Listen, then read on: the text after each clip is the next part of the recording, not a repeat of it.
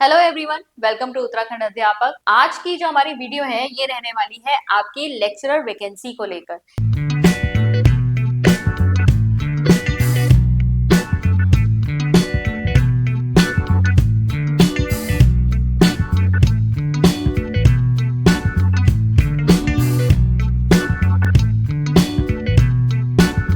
देखिए, हमारे पास लगातार बहुत ज्यादा क्वेश्चंस आप लोगों के आ रहे हैं कि यहाँ पर इसका एज क्या है, क्या फॉर्म आए हैं या नहीं आए हैं। इसी तरीके से आप बहुत सारे क्वेश्चंस पूछ रहे हैं, तो आज मैंने सोचा है कि इसके बारे में एक डिटेल हम एक्सप्लेनेटरी वीडियो कर लेते हैं और आपके सारे डाउट्स मैं एक ही साथ ले लेती हूँ, जिससे कि आपको क्लैरिटी आ जाए कि ये जो उत्तराखंड में लेक्चरर वैकेंसी अभी आने को ही है, यहाँ पर आपको क्या क्या चीजें चाहिए होगी। चलो, सबसे पहले मैं आपको थोड़ा सा बैकड्रॉप दे देती हूँ कि आपका जो इससे पहला वाला नोटिफिकेशन आया था वो आया था आपका 18 अक्टूबर 2024 को। ये यही वाली भर्ती चल रही है, ठीक है। कोई नए फॉर्म नहीं आने वाले, ये वाली भर्ती अभी पूरी नहीं हुई है। 18 अक्टूबर 2024 को आपका नोटिफिकेशन आउट हुआ था, ठीक है। और इसका एग्जाम जो है वो अप्रैल 2025 में लिया जाने वाला था, ठीक है। इसकी बहुत तैयारी हो रही थी और इससे पहले जो आपका लेक्चरर का एग्जाम चलता था उसमें एक स्क्रीनिंग होती थी, स्क्रीनिंग टेस्ट, जिसमें आपका कॉमन रहता था सभी सब्जेक्ट्स के लिए, ठीक है। वहां पर जीएस पूछी जाती थी, Uttarakhand, GK, reasoning, teaching aptitude पूछा जाता था। स्क्रीनिंग के बाद जो यहाँ पर आपके सिलेक्टेड कैंडिडेट्स होते थे उनका एक मेंस का पेपर होता था। मेंस का एग्जाम यानी कि ऑब्जेक्टिव ही होता था, लेकिन अपने सब्जेक्ट का होता था, ठीक है। अपने ही सब्जेक्ट का, अपने विषय पे आधारित होता था। तो यहाँ पर बहुत ज्यादा मांग उठी कि ये स्क्रीनिंग को जो है हटा देना चाहिए, क्योंकि स्क्रीनिंग की वजह से क्या होता है, जो विषय के विशेषज्ञ होते हैं, सब्जेक्ट एक्सपर्ट होते हैं, वो टीचर नहीं मिल पाते, वो पहले ही आउट हो जाते हैं। इसमें जीएस वगैरह पढ़नी पड़ती है, वहां पर उनके नंबर कम रह जाते हैं और बाद में जो आपके ऐसे कैंडिडेट्स आ जाते हैं जिनकी विषय पर अच्छी पकड़ नहीं होती। तो इसके लिए स्क्रीनिंग का विरोध हो रहा था। मार्च के टाइम पर यहाँ पर आयोग से लेटर आ गया या फिर आपका एक नोटिस जारी हो गया कि ये एग्जाम अप्रैल में नहीं होगा और सेवा नियमावली जो है वो परिवर्तित की जाने वाली है। तो यहाँ पर हुआ भी वही, ठीक है। हालांकि कभी भी सुप्रीम कोर्ट के ऑर्डर के अनुसार आपके चलती भर्ती में चेंजेस नहीं होते, लेकिन यहाँ पर चेंजेस हुए। जो आपकी चलती भर्ती थी लेक्चरर की, जिसका एग्जाम भी प्रस्तावित था, ठीक है, वो आपका यहाँ पर रोक दिया गया और सेवा नियमावली आपकी जो है, जिसके अनुसार किसी भी पोस्ट पर पूरी भर्ती प्रक्रिया चलती है, उसमें चेंजेस किए गए और संशोधित सेवा नियमावली के अनुसार अब आपका क्या है, विषयवार एग्जाम होना है, ठीक है। तो वही उसी भर्ती का अभी भी इंतजार चल रहा है। अभी क्यों यहाँ पर ये बहुत ज्यादा उठ रही हैं चीजें, वो इसलिए क्योंकि हाल ही में आयोग ने अपनी तरफ से क्या दिया है, एक एग्जाम कैलेंडर जारी किया है, ठीक है। आप लोगों का क्वेश्चन है, क्या अभी फॉर्म आए हैं? तो नहीं, अभी कोई फॉर्म दोबारा से नहीं आए हैं। फॉर्म जो थे, अच्छा, ये जो 18 वाली जो आपकी भर्ती थी, इसके लिए फॉर्म फिल किए गए थे, लेकिन वो सारी चीजें अब आप कैंसिल मानिए, वो सब कुछ नहीं माना जाएगा, क्योंकि सेवा नियमावली ही बदल गई है। तो यहाँ पर अब आयोग की तरफ से एक फ्रेश नोटिफिकेशन आपका जारी होगा, पूरी प्रक्रिया दोबारा से चलेगी, दोबारा फॉर्म फिल किए जाएंगे और फिर आपका नए तरीके से यहाँ पर एग्जाम होगा, ठीक है। तो यहाँ पर आप ये समझिए कि ये वाले फॉर्म जो पहले फिल किए गए थे उसका अब कुछ नहीं है। तो अब यहाँ पर आपका क्वेश्चन था कि अभी फॉर्म आए, तो अभी फॉर्म नहीं आए हैं। आपका एक एग्जाम कैलेंडर जरूर जारी किया है यूकेपीएससी ने। यहाँ पर इन्होंने जो आपके माध्यमिक शिक्षा विभाग के अंतर्गत आने वाली प्रवक्ता भर्ती है, उसके लिए एग्जाम डेट्स इन्होंने रिजर्व कर दी है नेक्स्ट ईयर में, यानी 2026 में। 4 डेट्स दी गई हैं, ठीक है। 4 डेट्स आपको दी गई हैं। एक पहली डेट आपको दी गई है 25 जनवरी, जहां पर आपकी विषयवार जो आधारित आपकी प्रवक्ता भर्ती की परीक्षा है वो होनी है। फिर आपकी दी गई है जो दूसरी डेट है, वो आप चेक कर सकते हैं, 5 अप्रैल को। फिर तीसरी डेट आपको दी गई है 26 अप्रैल को और चौथी डेट जो आपको दी गई है वो है आपकी 14 जून को, ठीक है। तो ये आपकी 4 डेट्स जो हैं ये यहाँ पर फिक्स की गई हैं जिन पर आपका जो ऐसा भी एग्जाम होगा, ठीक है, अभी पैटर्न भी कुछ डिफाइन नहीं हुआ, ये सब आपका नए नोटिफिकेशन में पता चलेगा। जैसा भी एग्जाम होगा आपका वो इन डेट्स पर होगा, ये डेट्स यहाँ पर रिजर्व कर दिया। और इसीलिए मुझे लग रहा है कि बहुत ज्यादा हलचल जो है अभी कैंडिडेट्स के बीच में है, बार बार सब लोग पूछ रहे हैं कि फॉर्म आए हैं तो हम फिल कर लेते हैं। जी नहीं, अभी फॉर्म नहीं आए हैं, किसी भी तरह का नोटिफिकेशन जारी नहीं हुआ है। तो आपका जो प्रश्न आ रहा था, क्या फॉर्म दोबारा फिल किए जाएंगे या दोबारा भरे जाएंगे, तो जी हाँ, फॉर्म जो है आपके दोबारा भरे जाएंगे, यानी आपका एक फ्रेश नोटिफिकेशन जारी होगा। और देखिए, जब सेवा नियमावली बदलती है तो आपको पूरी प्रक्रिया फिर से तैयार करनी पड़ती है, यानी पूरा का पूरा नोटिफिकेशन फिर तैयार होगा, क्योंकि उसमें सारी चीजें फिर से लिखी जाएंगी, जो भी आपकी नंबर ऑफ पोस्ट हैं। अब यहाँ पर हो सकता है पोस्ट में भी कोई चेंज आया हो तो विभाग से वो सब मांगा जाएगा। तो ये लंबी प्रक्रिया थी। बहुत सारे ग्रुप्स में मैं जुड़ी हुई थी जहाँ पे वो कह रहे थे नहीं नहीं, मार्च के बाद कह रहे थे कि अब ये सेवा नियमावली जब आई है उसके बाद आपकी मई में आ जाएगा नेक्स्ट नोटिफिकेशन, जून में आ जाएगा, सितंबर, ऐसे करते करते लास्ट तक आ गया। हम लोग पहले से ही कह रहे थे कि आपको कम से कम ये वाला साल तो लग ही जाएगा, क्योंकि सरकारी काम है, धीरे धीरे होता है।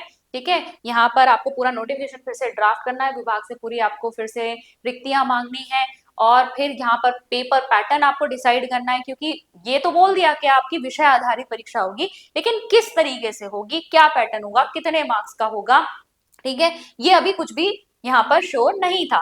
तो ये सारी चीजें जो है नोटिफिकेशन में फिर से ड्राफ्ट होने में समय लगता है। तो ये जो है आपका नोटिफिकेशन, जैसा कि हम पहले भी कह रहे थे, इस साल के एंड तक शायद आपको देखने को मिले, ठीक है, या फिर अब जब इन्होंने एग्जाम डेट्स दे दी है तो हो सकता है अभी आने वाले 1-2 मंथ्स में ही, अक्टूबर तो आ ही गया है, ऑलमोस्ट एंड हो ही गया है, तो शायद अब आपको देखने को मिल जाए कुछ ही समय में।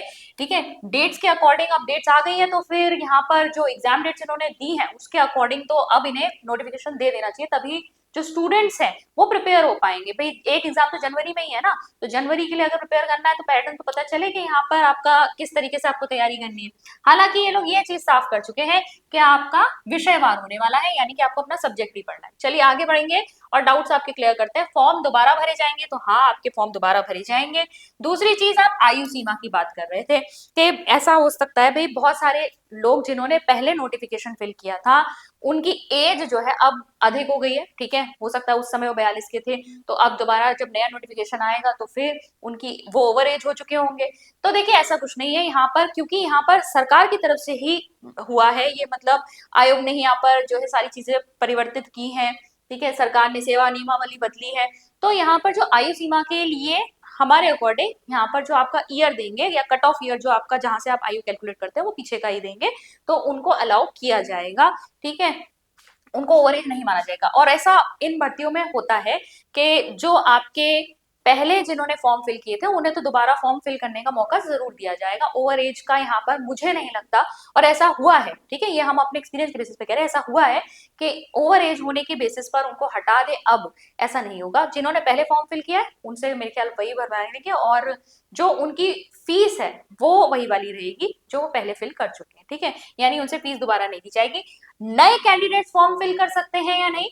बिल्कुल कर सकते हैं, क्योंकि दोबारा से पूरी तरीके से नया नोटिफिकेशन आ रहा है, तो बिल्कुल नए कैंडिडेट्स को भी मौका मिलेगा फॉर्म फिल करने का, ठीक है। तो आप लोग अपनी नजर बनाए रखिए आप आयोग की साइट पर, तो अगर फॉर्म आते हैं तो आप जरूर वहां पे इन फॉर्म्स को भी फिल कीजिएगा।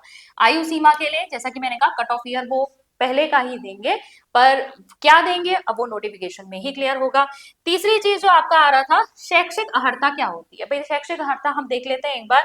जो आपका लेक्चरर है, लेक्चरर के लिए आपसे क्या मांगते हैं, वे आपका बीएड कंप्लीट होना चाहिए, ठीक है, और कंप्लीट होना चाहिए, क्योंकि बहुत सारे कहते हैं हम लास्ट ईयर में हैं या हम इस सेमेस्टर में हैं। देखो पहले ही बता रही हूँ, बीएड भी कंप्लीट मांगते हैं किसी भी वैकेंसी के लिए। कोई इस तरह की जॉब वाली जो वैकेंसी होती है ना, उसमें आपकी सारी क्वालिफिकेशन ना कंप्लीट मांगी जाती है, ठीक है, ये लास्ट ईयर में होगा ये होगा ये सब नहीं चलता है। बीएड कंप्लीट होगा और पीजी कंप्लीट मांगा जाएगा, ठीक है, बीएड और पीजी दोनों आपके कंप्लीट होने चाहिए। सीटेड यूटेड वाला कोई भी यहाँ पर झमेला है ही नहीं। लेक्चरर की वैकेंसी है, 11th-12th को पढ़ाना होता है आपको, तो वहां पे सीटेड यूटेड वाली कोई चीज वहां पे नहीं होती। सिर्फ आपका बीएड कंप्लीट है, आपका पीजी है, तो आप इस वैकेंसी के लिए अप्लाई कर सकते हैं, ठीक है। इसके अलावा आपका एक और जो कंसर्न रहता है कि क्या अदर स्टेट वाले यहाँ फॉर्म फिल कर सकते हैं या नहीं, क्योंकि आपने देखा होगा कि जो लेक्चरर की वैकेंसी है अदर स्टेट में या फिर आप सेंट्रल लेवल पे देखो तो ग्रुप बी की पोस्ट होती है, तो वहां पर जो है अदर स्टेट वाले भी अप्लाई कर लेते हैं, लेकिन ऐसा नहीं है। यहाँ लेक्चरर जो है ग्रुप सी में रखा गया है, तो यहाँ पर उत्तराखंड में जो लेक्चरर है वो सिर्फ यहीं के लोग बन सकते हैं, यानी कि उत्तराखंड का स्थायी निवास उनके पास होना चाहिए।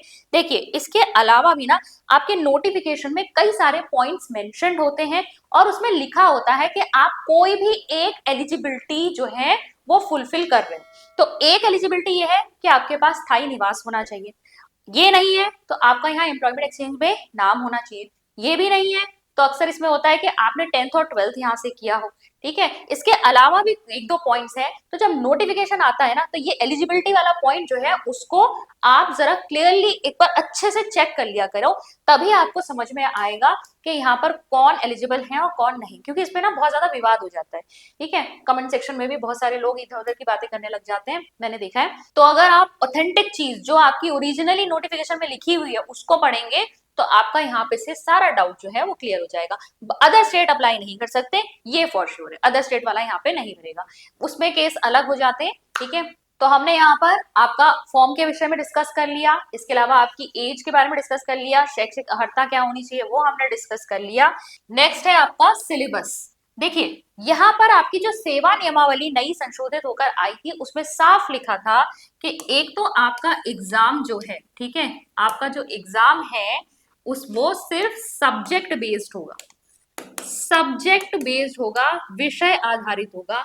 दूसरी चीज जो उन्होंने लिखी थी ऑब्जेक्टिव होगा, यानी कि एमसीक्यू बेस्ड होगा, डिस्क्रिप्टिव यहाँ पर नहीं होगा, ऐसा इसमें लिखा हुआ था। ठीक है, तो यहाँ पर जो सब्जेक्ट वाला आपका पोर्शन है, मेनली आपको जो फोकस करना है वो यहाँ पर इस पर फोकस करना है कि विषय आधारित जो है आपका होना चाहिए। और ये जो ऑब्जेक्टिव क्वेश्चंस वाली बात है ये आप चेक करेंगे, आपके एग्जाम कैलेंडर में भी साफ साफ लिखी हुई है, यहाँ पर आप चेक कर सकते हैं कि आपकी जो परीक्षा होगी वो वस्तुनिष्ठ प्रकार की होगी। तो ऑब्जेक्टिव आपका एग्जाम होगा यानी एमसीक्यू बेस्ड होगा, ये साफ साफ इन्होंने मेंशन कर रखा है।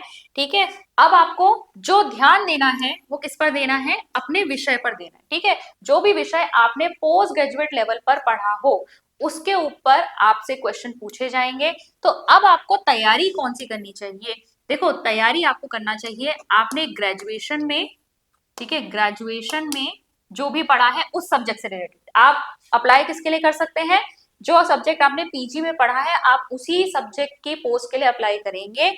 तो यहाँ पर उस सब्जेक्ट को आपने ग्रेजुएशन लेवल पे भी पढ़ा होगा, वहां पर ग्रेजुएशन लेवल का जो कंटेंट है प्लस पीजी लेवल का जो कंटेंट है, ठीक है, 11th-12th लेवल पे जो कंटेंट है इसको आप आधार बनाकर अपनी तैयारी रखिए। वैसे भी जब आप सब्जेक्ट एक्सपर्ट की बात करते हैं तो आपको अपने विषय पर कमांड होनी चाहिए, जो भी सब्जेक्ट आपने पीजी लेवल तक पढ़ रखा है उसके क्वेश्चंस आपको सब पता होने चाहिए, आपको उसमें एक्सपर्ट होने चाहिए। और इसीलिए ये पूरा किया भी गया था, ये जो लेक्चरर की जो स्क्रीनिंग हटाने की जो बात की गई थी इस भर्ती में वो इसी का आधार यही था कि विषय एक्सपर्ट मिले। तो विषय के एक्सपर्ट अगर आपको बनना है तो फिर आप अपना जो इस लेवल पर आपने पढ़ रखे हैं ग्रेजुएशन लेवल पे, 11th-12th लेवल पे, पोजीशन लेवल पे, उसको आप पूरा अपने टिप्स पे रखिए, पूरी उसकी तैयारी रखिए। ठीक है, और अभी से तैयारी कीजिए, आप इस चीज का वेट मत कीजिए कि नोटिफिकेशन आउट होगा मुझे पूरा पता चलेगा वहां पे सिलेबस लिखा हुआ आएगा तब मैं उसकी तैयारी करूँ। जनवरी में तो आपका एग्जाम ही है जिस हिसाब से इन्होंने एग्जाम कैलेंडर दिया है। और वैसे भी जब ये मेंशन कर चुके हैं कि आपको सब्जेक्ट ही पढ़ना है तो इससे बाहर तो कुछ आने वाला है नहीं, आपको इसी के बारे में पढ़ना है। प्रीवियस ईयर पेपर चेक कीजिए, मेंस के पेपर चेक कर लीजिए, वो सब्जेक्ट बेस्ड होते थे कि किस तरह के क्वेश्चन पूछे जाते हैं। हो सकता है अभी वो थोड़ी सी डिफिकल्टी लेवल अप करे क्योंकि अब एक ही एग्जाम होना है, लेक्चरर लेवल की पोस्ट है, तो कहीं ना कहीं तो वो डिफिकल्टी को इंक्रीज करेंगे ही करेंगे। तो आपको बस क्या करना है, अपने सब्जेक्ट को हर लेवल पर जो है रेडी रखना है। तो आई होप आज आपके जितने भी डाउट्स थे वो क्लियर हुए होंगे, क्योंकि बहुत सारे प्रश्न मेरे पास आ रहे थे तो मुझे लगा कि यहाँ पर मुझे एक साथ ही इन सारे प्रश्नों को कैटर कर लेना चाहिए, सबको डिस्कस कर लेना चाहिए जिससे कि आप सभी के डाउट जो हैं वो क्लियर हो सके। तो आई होप आज की वीडियो आपको यूजफुल लगी हो। मैं मिलती हूँ आपसे नेक्स्ट लेक्चर में। Thank you.